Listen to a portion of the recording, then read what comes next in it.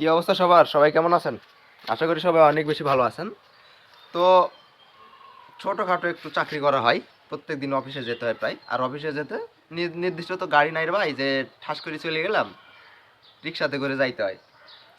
তো রিক্সাওয়ালা মামাদের প্রথম প্রথম যখন যাইতাম, রিক্সাতে চড়তাম, মামাদের দেখে মানে একটু মনের ভিতরে সহনশীলতাই তো, যে এত কষ্ট করে রিক্সা চালায়। রিক্সা তো আর চালাইতে হয় না, ওই ইয়ে ধরে থাকলে হয়, পিক আপ ধরে থাকলেই চলে যায়। তো প্রথম প্রথম অনেক তাদের প্রতি আহ, সহনশীলতা আসতো। নামার পরে 5-10 টাকা বেশি দিয়ে চলে যাইতাম। তো পরবর্তীতে মাস শেষে হিসাব করে দেখলাম যে মাসে 2,000 টাকা এক্সট্রা অতিরিক্ত রিক্সাওয়ালা আমারে দেওয়া হয়ে যায়। তো এই 2,000 টাকা যদি আমি সেভ করতে পারি, তাহলে এটা আমার জন্য লাভ।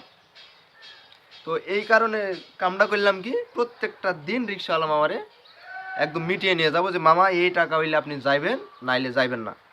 প্রত্যেকটা দিন মিটিয়ে নিয়ে যাই। অফিসে যাওয়ার সামনে ওখানে নামবো, নামার পর যখন ভাড়া দিতে লাগবো, বলবো মামা 10টা টাকা বেশি দেন, সংসার চলবে না তো। প্রত্যেকটা দিন একটা রিক্সাওয়ালা মামাও নাই যে এই কথাটা না বলে আমাকে রিক্সা থেকে নামতে দিয়েছে। তো পরবর্তীতে ওই যে আমি মাথায় আছে, আমি দেখলাম যে আসলে এইভাবে যদি প্রত্যেকটা দিন আমি দিতে লাগে, আমার মাসে এক্সট্রা 2,000 টাকা চলে যাচ্ছে। তাহলে আমার জীবনই তো, আমি নিজেই তো ফকির বেটা, আমি তো নিজেই ফকির। আমি রিক্সাওয়ালা মামার বেশি দিয়ে কী করতাম? আমার নিজের জীবনেরই তো টাকা পয়সা যে অঢেল টাকা আমি ঘটিব তেমন তো না। তো প্রত্যেকটা দিন ওই রিক্সাওয়ালা মামা ওই 10 টাকা যদি বেশি না দেওয়া হয়, দেখবেন এমন একটা মুখের অবস্থা করছে যে ওরে যেন আমি ধরে মারছি। ওই রাতে ওই যে আমার রিক্সাতে করে নিয়ে গেছে, রিক্সাতে করে নিয়ে যাওয়ার সময় আমি ওরে ধরে মারছি। এমন একটা মনের ভাব করবে যে আমি পৃথিবীর সবচেয়ে খারাপ মানুষ, আমি 10টা টাকা দিই নাই, পৃথিবীর সবচেয়ে খারাপ মানুষ আমি।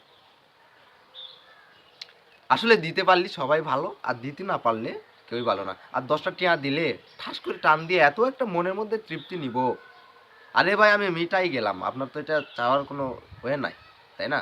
তাও 20 টাকার ভাড়া 40 টাকা নেই।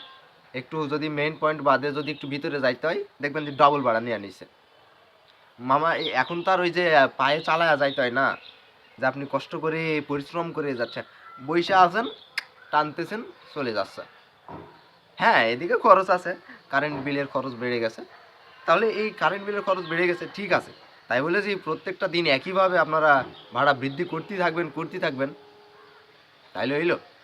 আবার এইদিকে যে আমাদের রাজশাহীতে রেলগেটে এখানে ফ্লাইওভার হচ্ছে, যার কারণে সাইড দিয়ে ঘুরে যেতে হয়, বিমান চত্বর যেতে হয়, সাইড দিয়ে ঘুরে যেতে হয়। 5 টাকার ভাড়া 10 টাকা, ওই যে ঘুরে যাইতে আছে। এখন দায়ে তো পড়ছেন আপনি, আপনার তো যাইতে হইব। আর গাড়ি তো ওদের, ওরা ওদেরকে তেল মাইরে আপনার নিয়ে যাইতে হইব। এটাই হচ্ছে সিস্টেম। তার মানে অল্প কিছু হইলেই ডাবল, সব কিছু ডাবল। মানে সাধারণ পাবলিকের যে যেভাবে পারে লুইটা খায় লইবে। ভাই একটু ছাড় দেন, আপনারা তো মানুষ, আমরাও তো মানুষ নাকি?